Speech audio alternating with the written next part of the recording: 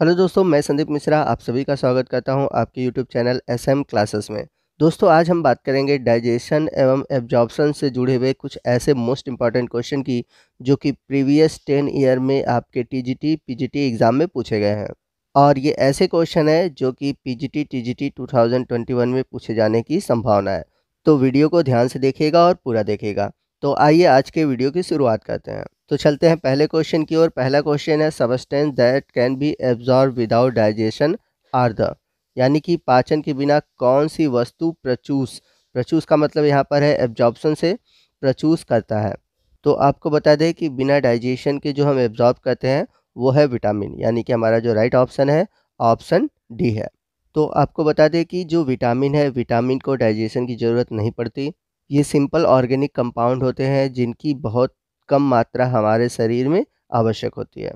तो विटामिन को किसी प्रकार के डाइजेशन की ज़रूरत नहीं होती। आइए चलते हैं अगले क्वेश्चन की ओर।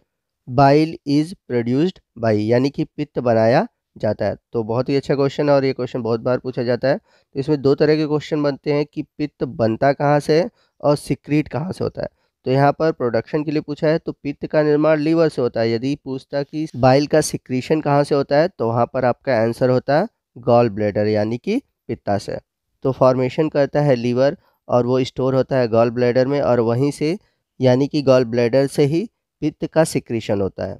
तो यहाँ पर पित्त के प्रोडक्शन की बात हो रही है, तो यहाँ पर हमारा ऑप्शन हो जाएगा लीवर। अब चलते हैं अगले क्वेश्चन की ओर। अगला क्वेश्चन है ऑक्जेंटिक सेल्स सिक्रीट, यानी कि ऑक्जेंटिक कोशिकाएं स्रावित करती हैं। तो ये question Rajasthan PSC PGT biology में 2011 में पूछा हुआ है।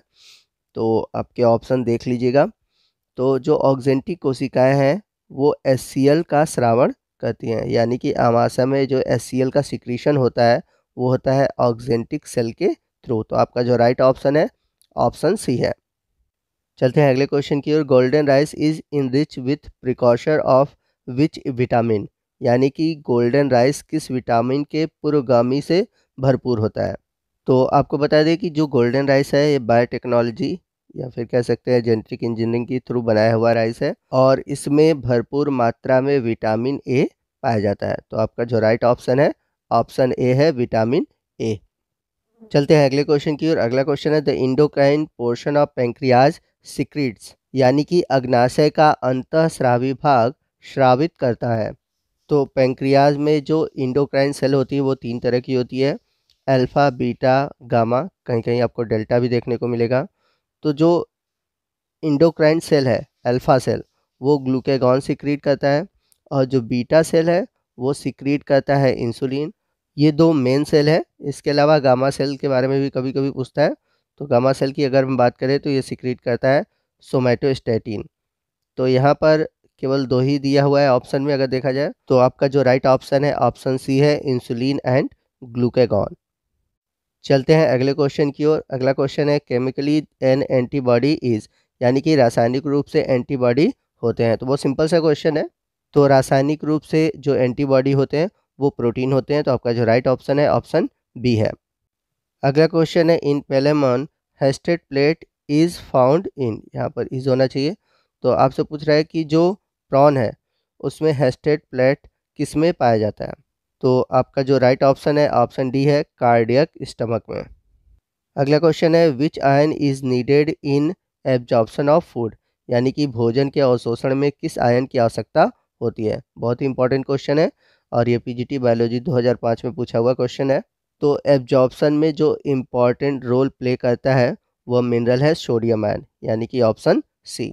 तो डाइजेशन के बाद जो एब्जॉर्प्शन होता है यानी कि जो एक्टिव ट्रांसपोर्ट होता है, उस एक्टिव ट्रांसपोर्ट में जो अहम रोल होता है वो सोडियम आयन का होता है। अब चलते हैं अगले क्वेश्चन की ओर। On being hungry man uses first, यानी कि भूख लगने पर व्यक्ति सबसे पहले उपयोग करता है। तो जब भी किसी व्यक्ति को भूख लगती है तो सबसे पहले वो सिंपल कार्बोहाइड्रेट का उपयोग करता है। तो यहाँ पर हाइड्रेट के रूप में दिया हुआ है ग्लाइकोजन। तो आपका जो राइट ऑप्शन है ऑप्शन बी है। अगला क्वेश्चन है Ebner's gland are located in over or on, यानी कि एबनर ग्रंथियाँ उपस्थित होती हैं। आपके ऑप्शन दिए हुए हैं। पहला ऑप्शन है पैंक्रियास, दूसरा है ओइसोफेगस, तीसरा है टंग सरफेस और चौथा है एसेंडिंग कोलन। तो जो एबनर ग्रंथियाँ होती हैं वो टंग सरफेस पे उपस्थित होती हैं और ये पीजीटी बायोलॉजी में पूछा हुआ क्वेश्चन है। तो आपका जो राइट ऑप्शन है ऑप्शन सी है।